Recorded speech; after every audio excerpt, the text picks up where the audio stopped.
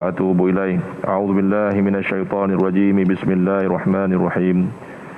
الحمد لله رب العالمين، والصلاة والسلام على أشرف الأنبياء والمرسلين وعلى آله وصحبه أجمعين. سبحانك لا علم لنا إلا ما علمتنا إنك أنت العليم الحكيم.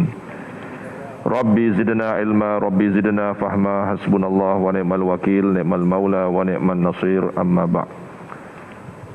Assalamualaikum warahmatullahi wabarakatuh. Yang saya hormati Tuan Imam yang memimpin solat subuh kita sebentar tadi, Ustaz Adli, pegawai masjid yang sempat hadir pada pagi ini, pimpinan jawatan kuasa, pimpinan-pimpinan masyarakat, kaum ibu, kaum bapa, bapak-bapak, pakcik-pakcik, makcik-makcik, ibu-ibu, hadirin hadirat sidang tetamu Allah yang dirahmati Allah Subhanahu wa taala sekalian. Alhamdulillah, syukur kita kepada Allah Subhanahu wa taala dengan limpah rahmatnya dapat kita bersama pada pagi ini, diberikan kekuatan oleh Allah Subhanahu wa taala, diberikan sebesar-besar nikmat oleh Allah Subhanahu wa taala, kita dapat bangkit memulakan awal harian kita dengan menjalankan ketaatan kepada Allah. Mudah-mudahan segala amalan yang kita lakukan akan diterima oleh Allah Subhanahu wa taala buat manfaat kita dunia akhirat insya-Allah taala. Jadi tuan-tuan, puan-puan yang dirahmati Allah Subhanahu wa taala sekalian, insya-Allah kita menyambung kembali pengajian kita.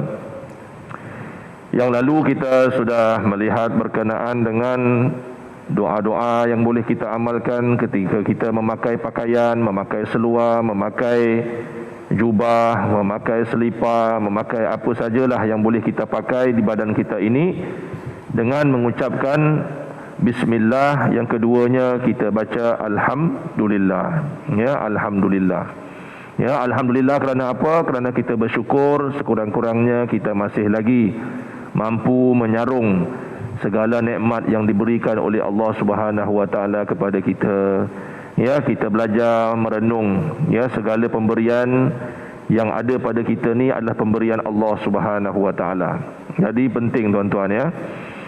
Ya, malam tadi pun saya mengajar di Desa Permai pun saya belajar kitab mensyarah Al-Hikam. Disebut juga, ya, dalam syarah Al-Hikam itu ialah tidak sedikit, tidak kurang amalan yang dilakukan oleh hati yang zuhud, hati yang zuhud kepada Allah, dan tidak banyak amalan yang dilakukan oleh hati yang cenderung kepada nafsu.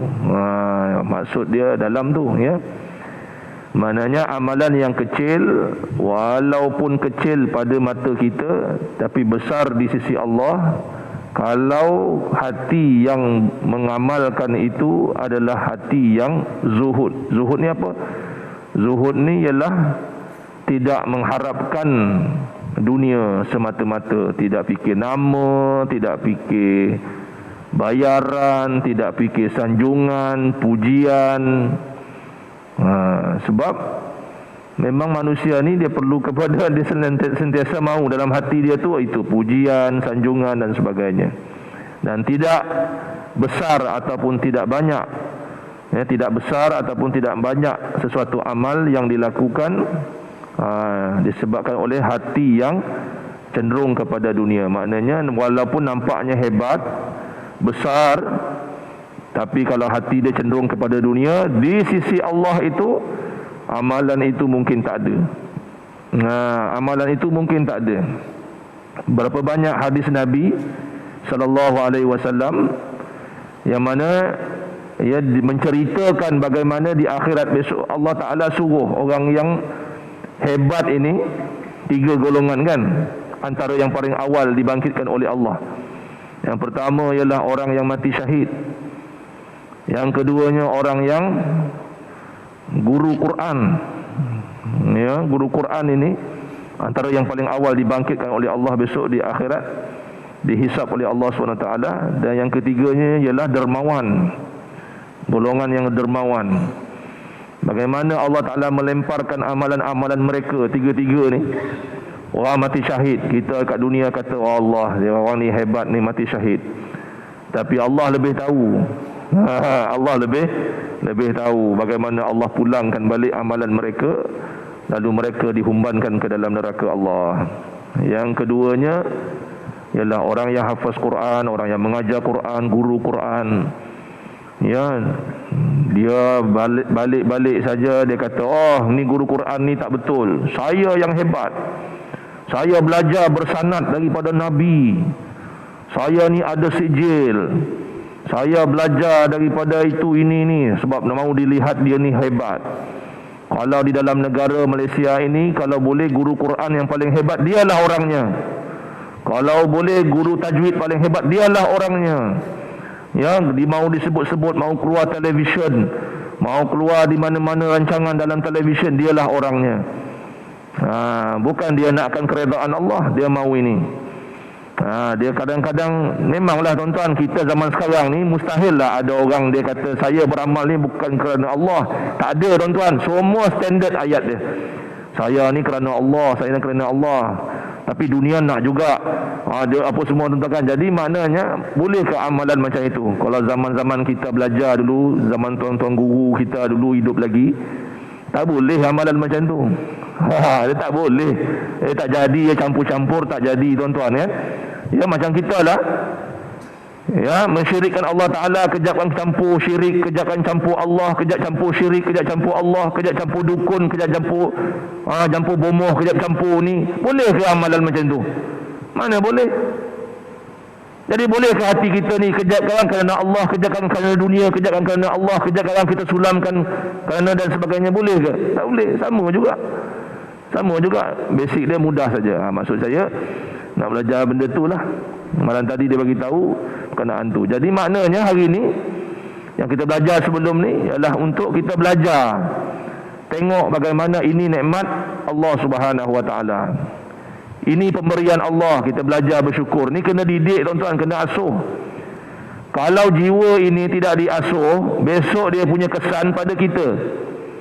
Kenapa kesan pada kita? Kesan dia bila?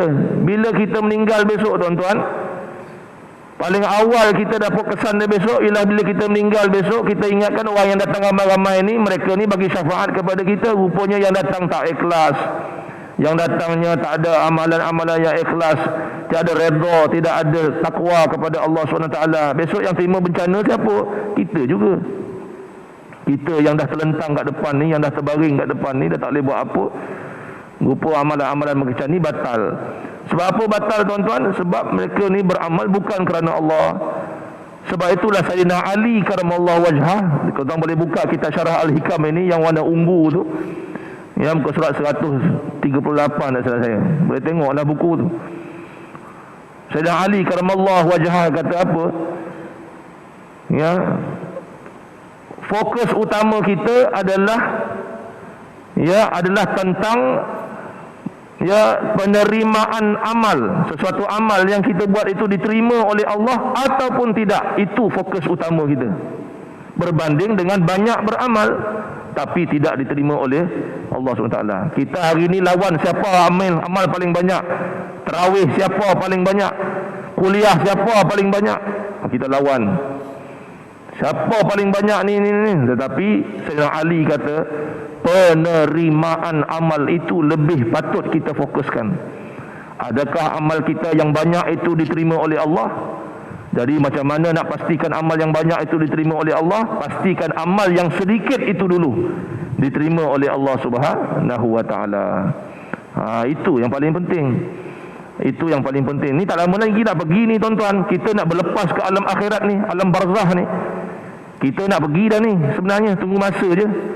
Dijemput oleh Allah SWT, tak kira bila. Kita nak dipaca dah. Tunggu masa, seorang-seorang dah pergi, seorang-seorang dah pergi. Minggu ni aja orang kampung kita banyak dah pergi dah. Minggu lepas lagi, minggu sebelum ni. Tak kira lah tuan-tuan kan. Yang penting kita akan pergi sama-sama. Kita akan pergi melawat Allah SWT. Kita akan pergi menghadap Allah SWT. Pergi menziarahi ada alam barzah ini, melihat segala-gala yang dijanjikan oleh Allah, diceritakan oleh Nabi Muhammad SAW, semua kita akan tengok. Okey. Jadi hari ini kita lihat iaitu berkenaan dengan tu, saya ada sebut sebelum ni, iaitu sedekahkan barang siapa yang dapat memakai pakaian baru lalu disedekahkan yang lama, fatasaddaqa bihi kana fi hifzillah wa fi kanfillahi azza wa jalla wa fi satrillah. Pertama, dia akan dapat perlindungan Allah. Yang keduanya, dia akan dapat pengawasan daripada Allah. Allah Ta'ala akan sentiasa beri perhatian kepada dia, ya, segala permintaan dia, segala hajat dia, segala kesusahan, kepayahan yang dia terima, Allah Ta'ala akan sentiasa jaga dia. Wa fi satrillah, dan juga akan dalam tabir Allah ataupun lindungan Allah, akan pelihara dia daripada aib, daripada nampak keburukannya, sebab dia menutup orang lain punya ya aib. Dengan pakaian dia tu, dia menutup aib orang yang zahirnya dia tutup, maka Allah Ta'ala juga akan tutup keaiban dia besok dunia dan akhirat. Tapi nak pastikan itulah saya kata tadi, nak pastikan kita punya amalan itu diterima oleh Allah Subhanahu Wa Ta'ala ataupun tidak. Nak pastikan, ya, macam taubat, kita hari-hari bertaubat, tapi apa tanda-tanda taubat yang diterima oleh Allah? Apa tanda-tanda taubat yang ditolak oleh Allah SWT? Kita tahu. Walaupun kita tak nampak taubat itu terima ataupun tolak, tetapi ada tanda. Macam orang nak meninggal lah, macam orang nak apa, mesti ada tanda. Nak hujan pun ada tanda, nak banjir pun ada tanda. Kenapa Allah bagi tanda? Sebab tanda-tanda itulah tanda kekuasaan Allah pada orang yang berfikir. Ya, pada orang yang berfikir, tuan-tuan, ya. Itu dia, tanda-tanda itulah, ya, kita kena jaga. Kalau tak ada tanda, ya susah, ya. Orang kena sihir pun ada tanda, orang kena minyak guna-guna pun ada tanda-tanda, orang kena zikir, orang kata kena sihir pemisah pun ada tanda-tanda. Macam mana boleh tak ada tanda? Mesti ada tanda. Kan? Boleh, walaupun benda tu halus, tapi ada tanda. Ada tanda, tuan-tuan, kan. Jadi mesti, sebab Allah Ta'ala ni maha kaya, segala-gala yang jadi pada kita ni, segala-galanya pada orang yang berfikir itu pasti ada tanda-tanda kebesaran Allah Subhanahu Wa Ta'ala. Jadi gitu, ya. Kemudian dalam bab sedekah baju ni, pakaian ni, saya pun sempat kupas pada minggu yang lalu, iaitu bagaimana kita dituntut ini. Pertama, ikhlaslah niat kita tu kerana Allah. Ya, yang kedua, jangan sakiti orang yang kita beri. Yang ketiganya, jangan kita menyebut pemberian kita, banyak sangat sebut. Lainlah kalau sebut ini sekadar nak menyedarkan dia, macam nak apa tu lain ceritalah. Ya, jadi kalau kita menyebut-nyebut ni nak nunjukkan kita ni yang paling banyak beramal, ya rosak amalannya. Ya, rosak amalannya, tuan-tuan. Biarlah kita buat sesuatu benda ni, orang hina pun tak apalah, orang tak tahu pun tak apalah, tuan-tuan, kan. Tak apalah, ya. Di dunia ni orang nak kata kita, katalah. Banyak mana dia boleh kata kita ni, ya, tuan-tuan. Saya besar kat kampung ni, saya tahulah mana-mana tempat pun saya pergi. Kalau nak kata mengatur ni, tuan-tuan, jangan katalah macam-macam dikata dia orang, contoh gitulah. Kita nak fikirlah apa orang kata, lantar dia lah. Ya, yang mengatur pun ramai dah tak ada pun. Contoh gitu. Kita tengok lama-lama kita pergi ke alam barzah juga. Di situlah Allah Ta'ala besok akan tunjukkan mana orang banyak beramal, mana orang kurang beramal, mana orang tu masing-masing. Faman ya'mal mithqala dzarratin khairan yarah. Ya, buat benda baik, dia walaupun sebesar hama dia akan nampak. Walaupun siapa yang buat benda buruk, walaupun sebesar hama dia akan nampak juga. Jadi tak perlu kita takut, tak perlu kita risau, ya. Jadi jangan sebabkan kita nak jaga air muka kita, kita nak jaga apa semua, maka kita pun asyik menyebut, hari-hari duk menyebut pemberian kita ni, sebut. Ya, jadi itu juga akan bawa kepada masalah kepada kita punya amalan. Okey. Kemudian yang keempatnya, tuan-tuan, sedekahlah sesuai dengan keperluan. Jangan, tuan-tuan, orang minta lain, tuan-tuan bagi lain. Pun masalah juga kita ni kadang-kadang, kan. Ya, orang tu tak makan, tuan-tuan bagi baju, ya, takkan nak makan baju. Ya, jadi maknanya sesuailah dengan permohonan dia, dengan dia punya ni, tuan-tuan, kan. Ya, jadi keperluan itu juga kena ambil kira. Ya, kemudian jangan sedekahkan barang yang buruk yang kita sendiri tak boleh pakai.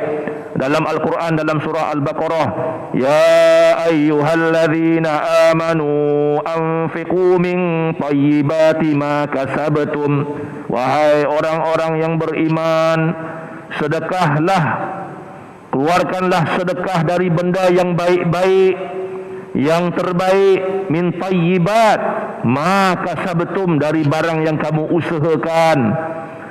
Keluarkan benda yang elok, yang baik-baik dari hasil usaha kamu, ma kasabtum. Wa mimma akhrajna lakum minal ard, yang kami keluarkan untuk kamu di dunia ini. Fala tayammamul khabitha minhu tunfiquna walastum biakhidhihi illa an tughmidu fi. Dan jangan sekali-kali kamu mengeluarkan sesuatu, memberi sesuatu sedekah, ya, daripada barang yang buruk-buruk, dari barang-barang yang rosak, sama ada merosakkan akidah orang ke, ataupun barang tu sendiri memang dah rosak. Rosaknya ada banyak. Ya, rosaknya ada banyak, tuan-tuan. Baju hantu yang kita tak pakai tu sedekah kat orang, tak boleh. Buang hantunya dulu. Ya, buang hantunya. Gampangnya nanti jadi akidah orang, jadi orang tu punya pujaan, ya susah. Kita ambil sahamnya, tuan-tuan. Baju sampai pusat kita yang kita simpan tu, tuan-tuan, kalau orang pakai macam mana pun mesti nampak pusat. Buang ya baju tu, dah tak ada manfaat dah. Yang tuan-tuan beli baju berpusat, siapa suruh? Contoh gitulah, bagi kat orang, besok dah orang pula, tuan-tuan, kan dah pergi masjid nampak pusat. Macam mana? Contoh gitu, dah tak sesuai lagi lah. Baju-baju agama, contohnya dulu kita jenis-jenis pakaian ritual agama-agama orang, baju tu dihapuskan. Kalau kata boleh menyebabkan orang, bila kita pakai nanti orang terkenang agama dia, ya boleh dibuang. Banyak-banyak benda-benda macam itu rosak dari sudut, dari segi merosakkan akidah kita dan sebagainya, itu dia buang. Yang kedua, tuan-tuan, dia rosak, memang dah rosak. Maka Allah Ta'ala kata, ya fatayammamu sa'idan, sampai jangan kamu sampai kamu membagi benda-benda yang rosak, sehingga kan kamu memejamkan mata bila mengambilnya. Maknanya tak ikhlas lah. Sampai orang nak terima tu pun dia sendiri dah nampak lah, takkanlah awak tak nampak benda ni. Contoh gitu. Bagi beras yang orang makan, beras jasmin, beras rambutan, kau okey lah. Ni beras dah ayam pun tak nak makan. Macam mana? Dah hancur lah, tuan-tuan, elok buat bubur je. Contoh gitulah. Tak mana syarikat contohlah. Sebab itu bagilah elok-elok lah. Ya, bagi makanan dalam tin, tuan-tuan, kan ya orang tak nampak, tak pernah nampak jenama mana pun ni jenama ni, kata. Orang tu nak makan pun takut, tuan-tuan, kan. Biasa kalau cap ayam, bagilah cap ayam. Contoh gitulah. Kalau orang sini biasa cap ayam, bagilah cap ayam macam tu. Kalau orang tu biasa. Jadi maknanya bagilah yang elok-elok. Ya, jangan beras dah berkutu kita bagi kat orang, dah hancur bagi kat orang. Ya, yang orang dah reject kita bagi kat orang. Kan itu macam mana? Orang yang terima pun pejam mata, orang yang bagi pun pejam mata, tuan-tuan, kan. Jadi ia tak boleh dalam Islam ya macam itu pemberiannya. Maka besok amat sedikitlah pahalanya kalau ada lah. Ya, kalau tak ada, ini kita minta perlindungan Allah Ta'ala lah. Ini dah bagi, dah penat-penat dah bagi, beli dah, walaupun beras tu hancur, tapi ya harga juga, ada juga nilai dia, kan. Tapi dia duit dah keluar, letih lagi dan sebagainya, tuan-tuan, kan. Maka sayanglah kalau besok ditolak oleh Allah Subhanahu Wa Ta'ala. Itu kita tak mau macam tu. Ya, sebab itu bagilah sesuai, ya, sesuai dengan tu. Okey, bagi benda yang elok-elok. Okey. Dan kita lihat juga pada hari ini, pada pagi ini, ya, ini ringkas saja, iaitu mendoakan orang yang memakai pakaian baru. Ni kita tengok pula. Tadi kita dah dapat dah. Sekarang kita tengok pula orang yang bagi itu pula, dia dah beli kereta baru, dia dah beli rumah baru, dia dah pakai pakaian baru, dia apa semua, tuan-tuan, kan. Maka kita orang Islam ni diajar oleh Nabi kita, Nabi Muhammad sallallahu alaihi wasallam, supaya kita ni jangan duk dengki dengan orang. Cemburu tak tentu pasal, hasad dongki mak amik tu tak boleh lah. Orang Islam ni pakai benda baru, tak boleh lah. Orang kita ni apa dah sikit, berubah sikit lah. Orang kata pun tak boleh lah, tuan-tuan. Kalau boleh biar susah, dia lagi susah daripada kita. Kan bila susah pada kita, kan minta-minta je bising juga. marah juga. Ya kaya pun marah juga. Nabi tang mana pula lah yang sonang yang pula ni. Ya, jadi Islam ajar kita bila nampak orang ada nikmat, dapat nikmat, kita kena doakan dia. Ya, kita kena doakan dia. Ya, mulalah bila kita nampak orang pakai baju baru, pakai jubah baru, serban baru, kain sarung baru, seluar baru, kasut baru, stokin baru. Ya, dia dah pakai tu tuan-tuan, maka eloklah kita doakan. Ya, kita doakan tuan-tuan ya. Kita doakan benda-benda yang baik-baik kepada dia. Ya, doakan benda-benda yang baik. Antara doa ya, ilbas jadidan. Nabi SAW pernah kata, ya, pernah bersabda ilbas jadidan, labisa. Labisa ni dalam bahasa Arabnya, bas ni maknanya pakailah jadidan, pakailah yang baru-baru. Nabi kata wa ish hamidan, hiduplah dalam kepujian, hiduplah sebagai orang yang terpuji. Nabi suruh kita doakan macam itulah. Nabi memang sebut macam ini, tapi boleh dikatakan para ulama kata ini sebagai panduan. Kalau kita nak memuji orang, kita nak mendoakan orang yang mendapat nikmat Allah, ya, antaranya macam ni lah. Ya, ilbas jadi dan pakailah benda baru, syukur pada Allah. Wa ish hamidan, dan hiduplah kamu ya sebagai orang yang terpuji. Kamu dapat rumah, kamu dapat kereta cantik, hiduplah sebagai orang yang puji. Sebagaimana cantiknya kereta kamu, cantiklah kamu. Kita pun tengok cermin kan, ya Tuhanku, cantikkan akhlakku sebagaimana kau cantikkan wajah aku, betul tak? Itu kita diajar macam tu tuan-tuan kan. Wa mut syahidan, dan matilah ya, dan matilah ya dalam keadaan syahid. Ya, syahid ni pasal besar pahala orang yang mati syahid ni, besar di sisi Allah Subhanahu Wa Taala. Jadi panduan untuk kita ya mendoakan orang yang memakai pakaian baru. Maknanya ini sebagai dalil untuk kita bahawa hukum mendoakan orang yang memakai pakaian baru adalah harus, dan ada ulama kata sunat. Sebab itu kalau tuan-tuan masuk rumah baru ada buat kenduri, walaupun zaman Nabi ia tidak berlaku, tapi ada panduan boleh baca doa selamat bila masuk rumah baru.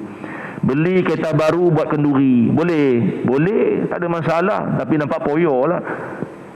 Orang lah pula kalau beli basikal baru ya buat kenduri, ya pelik kan. Orang pelik kan. Ya, dapat bini baru ya buat kenduri, itu memang wajib lah tuan-tuan.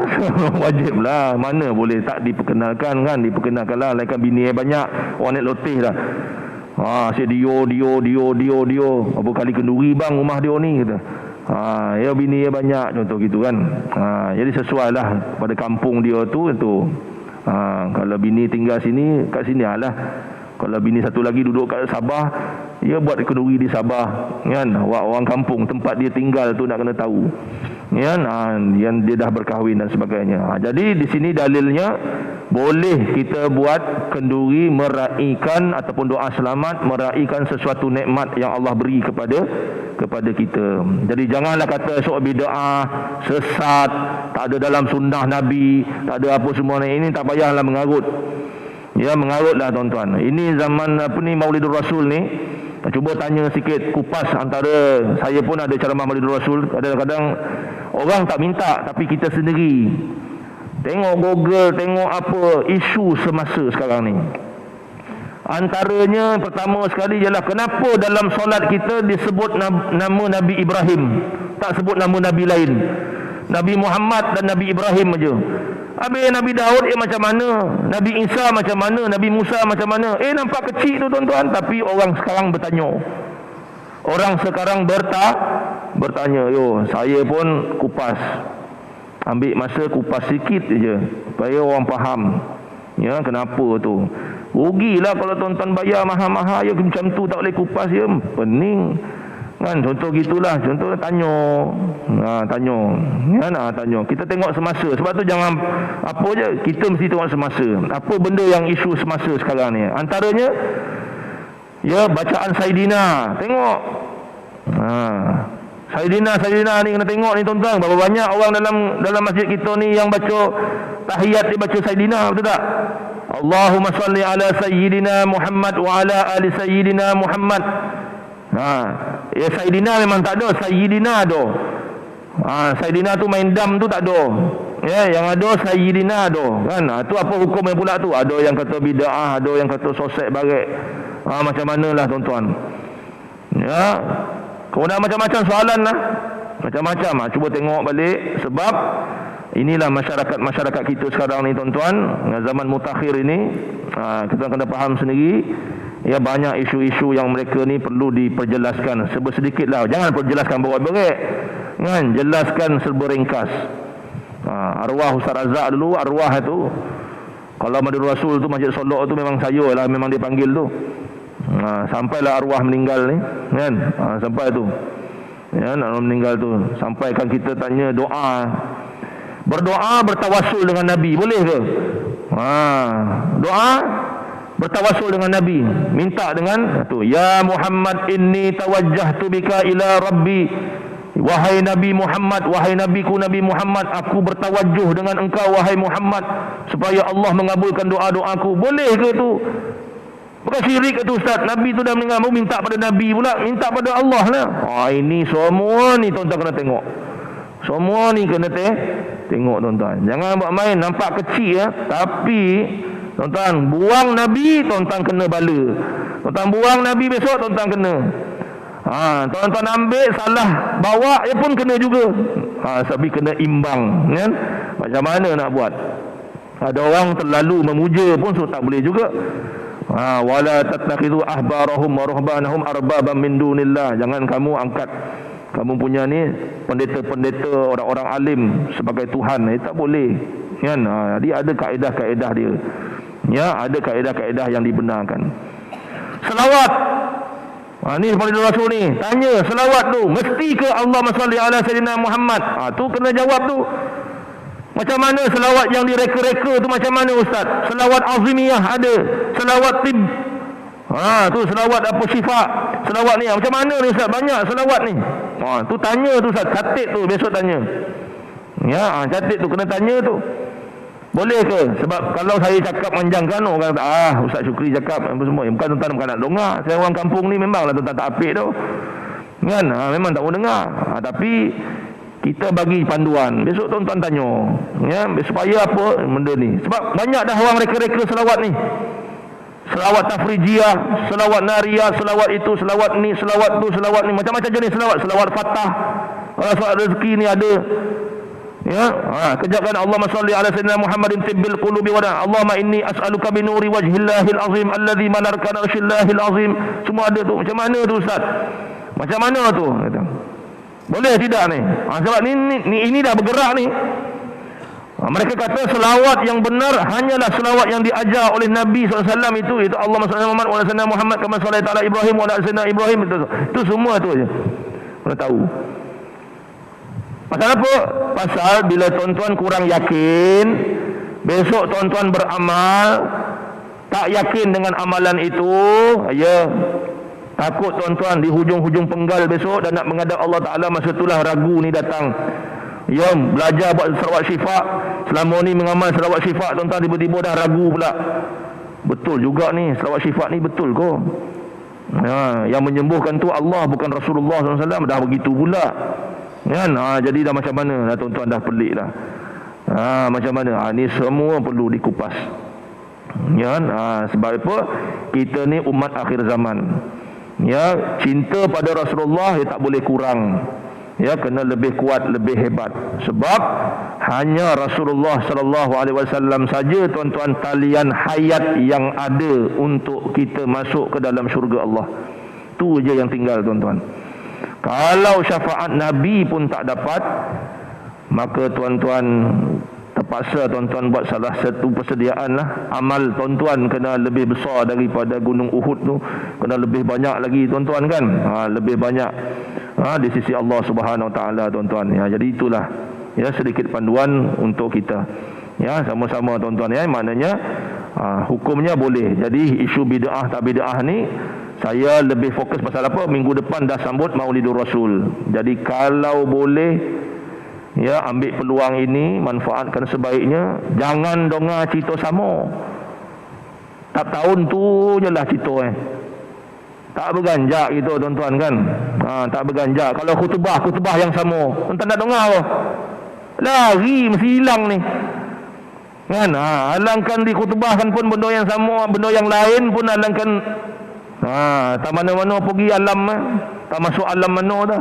Kan? Bayanglah tuan-tuan kan Aziz, kalau boleh ya manfaatkan sebaik-baiknya. Alhamdulillah ya. Jadi ada apa soalan setakat ni?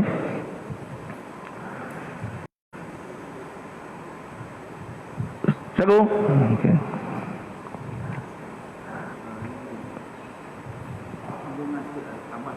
Oh, sambungan. Apa yang disedekahkan, contoh bila pakaian saya lama itu disedekahkan dan ada Allah kita ambil pakaian itu baik rumah sampai pada dia waktu dia digunakan untuk balut buah-buahan. Jadi kita pun nampak bagi kita bergantung.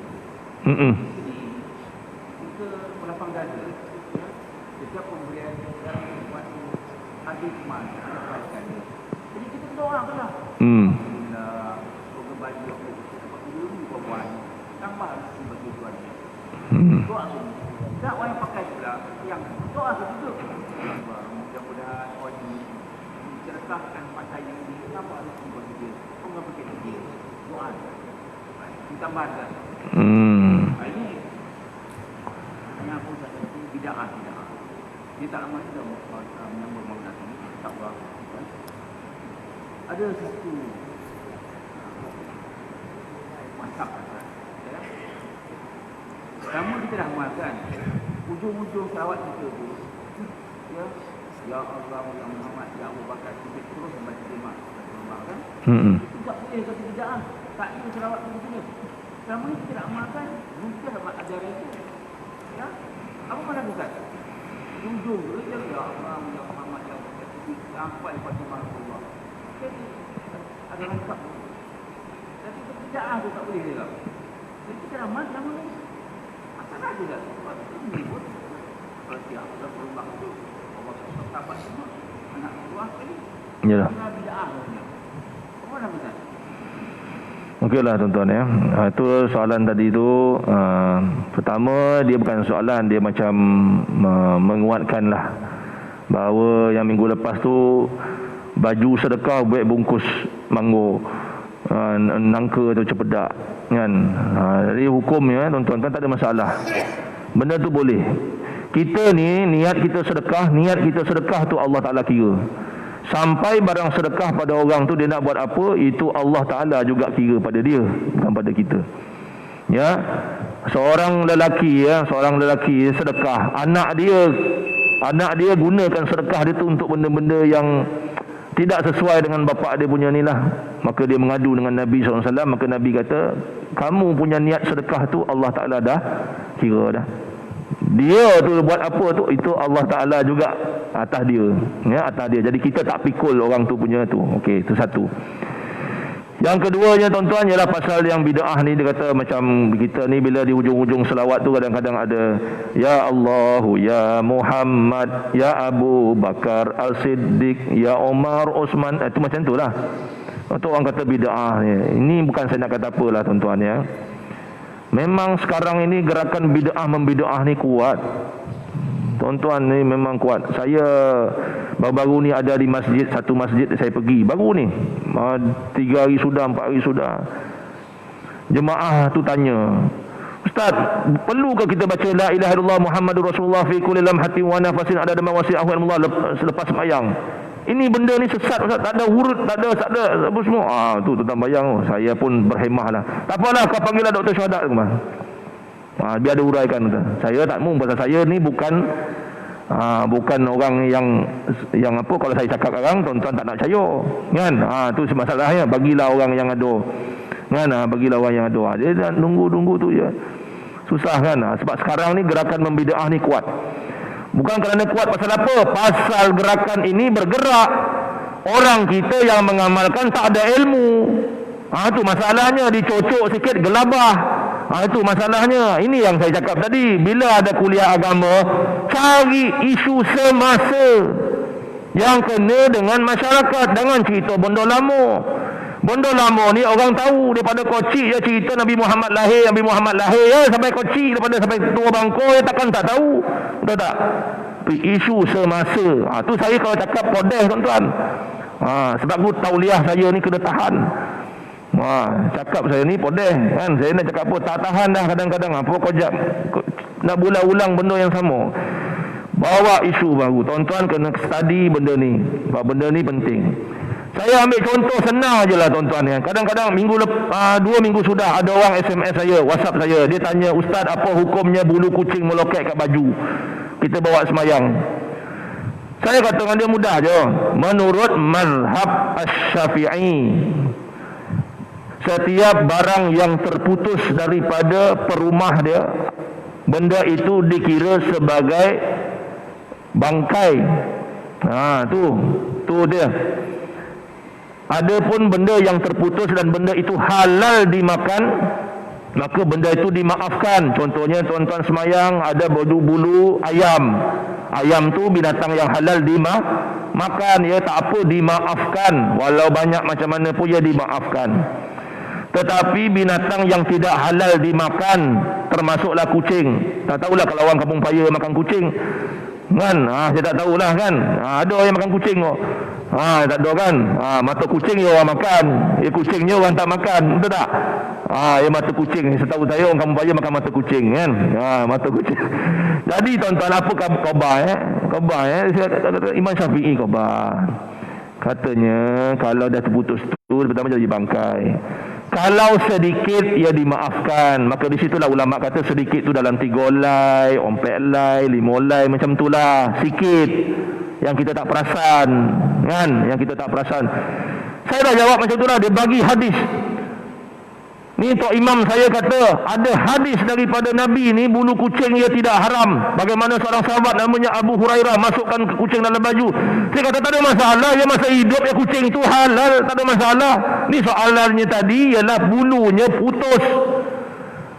Tak faham kau. Dia khabar kucing tu tuan-tuan, kalau haram macam anjing ya saya pun tak pegang, betul tak? Kucing tu hukumnya halal kita pegang, kita boleh bawa main, boleh simpan, boleh apa semua boleh. Tapi soalannya bulunya tu. Dalam mazhab Imam Asy-Syafi'i, ya sedikit dimaafkan, kalau banyak ya boleh membatal, tak sah bawa solat.